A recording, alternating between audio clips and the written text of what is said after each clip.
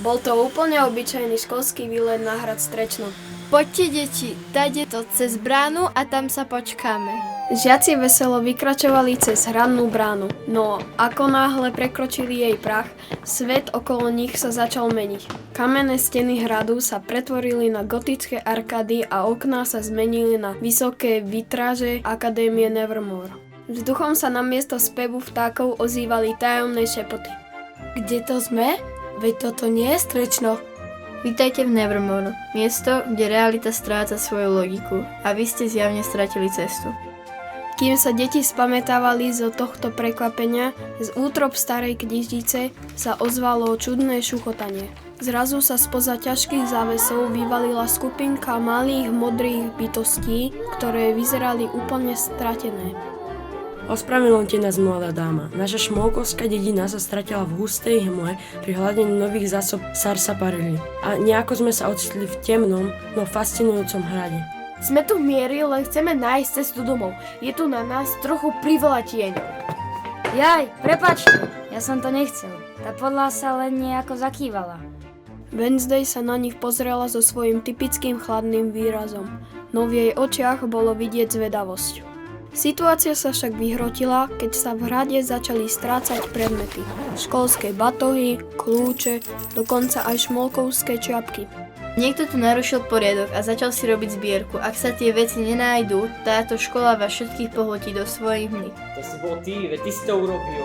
Ja, však ty si bol, no však jasné, zase ty, zase ja, zase len ja. Neobvinujme sa navzájom. Keď sa stane niečo zlé, machry sa nesmú len predvádzať. Musia začať pomáhať. Presne tak. Wednesday, pomôž nám zistiť, kto za tým stojí. Spoločne využijeme vašu logiku a našu šikovnosť. Skupinka sa spojila. Šmolkovia využili svoju drobnú postavu na preskúmanie úzkých šacht v stenách, zatiaľ čo Wednesday so žiakmi vypočúvali duchov hradu a analyzovali stopy. Po čase zistili, že za stratami stál mechanický tieň, chybný školský projekt, ktorý si zbieral predmety, aby sa opravil. Pozrite, tá polička je v skutočnosti tajný vchod. Zase som na niečo narazil, ale tentoraz to bolo užitočné. Možno nie ste taký zbytočný, ako som predpokladala. Spolupráca. Je to celkom logická stratégia.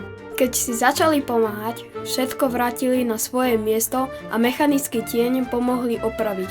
Hrad sa začal otriasať. Bol to signál, že brána medzi Strečnom a Nevermore sa znovu otvára. Vidíš, Wednesday?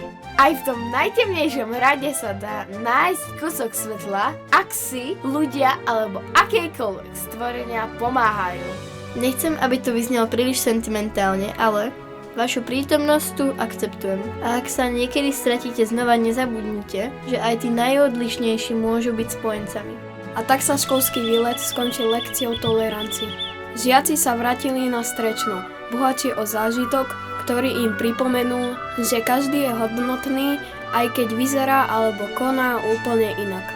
No vy ste machri.